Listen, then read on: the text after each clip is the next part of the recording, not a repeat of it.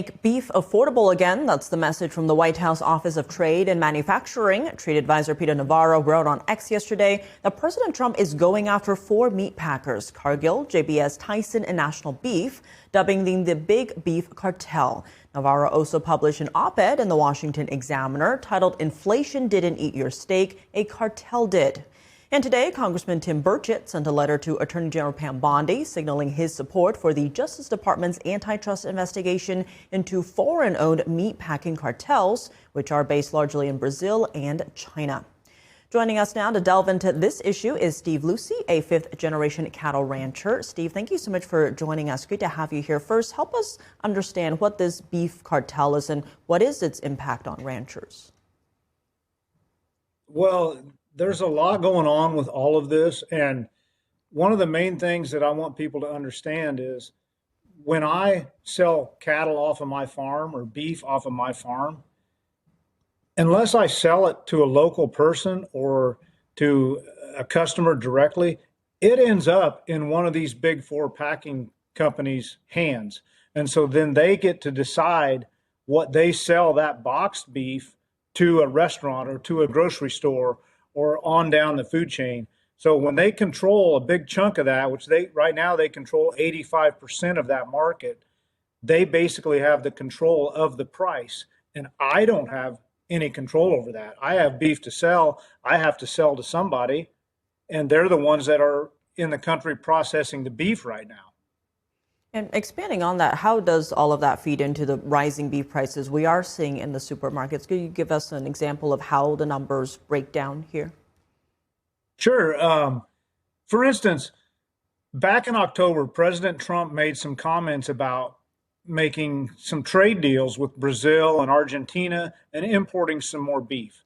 What that did was we had fat cattle selling for like $2.40 a pound on the live market. And just those comments, it triggered the packers to lower their prices down to, within 2 weeks, they were down to like $2.10 for beef off the farm. All the time while that was happening, boxed beef price went up and up in the store. So consumers paid more and ranchers got less just because packers used that, little blurb from the president to their favor and to their advantage. Now, since that has happened, we've talked about going in and investigating these packing plants, which I think they should be investigated. I'm not in the business of knowing what they're doing right or wrong, but I do know that they can manipulate the market very easily by changing how much meat they produce or how much meat they cut every week, by closing a plant for a time being. So, it's a big web scattered out throughout this country. And we don't have a lot of control of that as a rancher. And you have no control as a consumer over that as well. I want to dig into that because right now, are there alternatives out there? For example, are there places where customers can get beef directly from ranchers, sidestepping the big four? There are. You can buy directly from a rancher if you know a local farmer or rancher that sells beef. I personally sell beef to local people in my area. I will take. And I'm glad you brought that up because I'll give you an example. Right now, I think ribeye steaks are probably $18, $20 a pound in the store. But if you buy a half a beef from me, say at market price for the animal is probably $2.20 a pound, $2.25, $2.30 a pound, and then you pay the processor for that half of processing, by the time you get all that meat back, you're going to have about $6.50 a pound in your steaks, your hamburger, and everything. So I encourage people to buy locally if they can. The problem we have is government regulations, and there's not very many local processors scattered across this country. That's why these big four have the market share. And on that note, when President Trump ordered the DOJ to investigate the big four back in November, he highlighted that these are majority foreign-owned, adding that this jeopardizes the security of America's food supply. Talk to us about that foreign element. There's Brazil, China. How much influence do they have here? Do we know? Well, they have a tremendous amount of influence. JBS, for instance, is a Brazilian-owned company, and they're the biggest meat packer that we have in this country.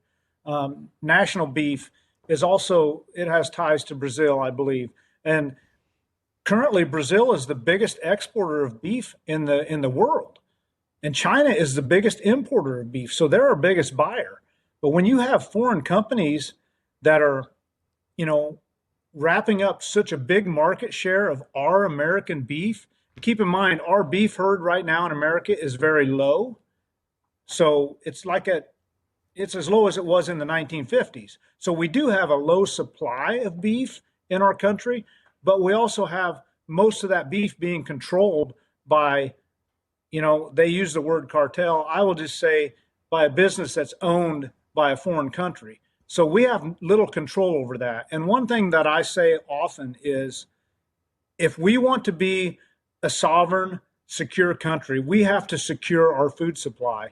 And that means, raising our beef herd to where we can at least feed our own country and feed ourselves, and having control of that and letting the market control the price. They always say high prices are a cure for high prices. If it gets high enough, farmers are going to raise more cattle, and then there's going to be more supply, and eventually the price will come down. So we have to work through all that, and that takes a lot of time. And very quickly on that note, what are the factors that need to change to lower those prices, especially at the grocery stores? Big factor is supply and demand. Right now we have a short supply of beef, and that is because, as I said, the cattle herd in this country is very, very low. And we just saw a report come out last week about, it's called a placements report. It shows how many heifers are being placed in feedlots. And basically what that means, if heifers are going to feedlots to go into the food supply, they're not being retained by farmers. And that report was basically dead even from what it was last year. So that tells a lot of us that maybe the herd size is not going to grow as quickly as we'd like it to. So that's the main thing that has to happen. We have to grow the herd size and produce more beef. But the thing is, when we had this situation in October where it looked like beef was going to crash for a little bit, guys like me were sitting out here and thinking, why do I want to invest in more cattle if I'm going to lose money in the future doing it? So we just need a steady, good, solid price for ranchers, and consumers need to have a good price for their, that they buy their product for. And part of that is tied into what we were talking about with the big four packers. We cannot have any market manipulation. We have to have the market be free and open for it to work itself out. Well, Steve, Lucie, thank you so much for your insight. Thank you very much for having me.